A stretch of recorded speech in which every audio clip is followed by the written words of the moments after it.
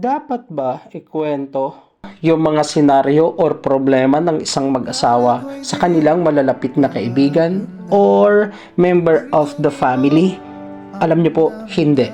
Kasi ang unang-una na nakakaalam at nakakakilala sa inyong dalawa ay kayo mismo. So, kapag ito i-share nyo na kaagad yung mga negatibong nangyayari sa inyo, nagkakaroon ngayon ng prejudgment sa inyong dalawa. Every time na nakikita kayo, yun na yung judgment sa inyo kung ano yung share nyo. So, ibig sabihin, avoid that kind of attitude, sharing your secrets, your arguments with other people.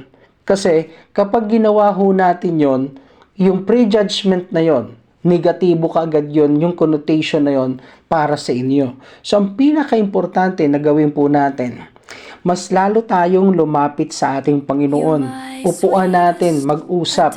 Number 1, magkaroon kayo ng common understanding. Number 2, never discuss yung problem na kayo ay parehong galit.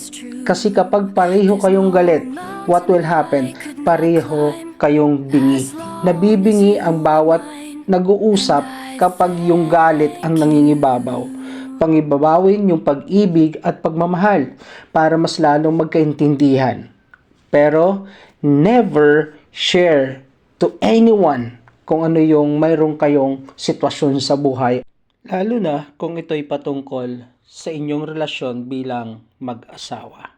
Let God be the center of your relationship and to solve that challenge of yours. To God be all the glory.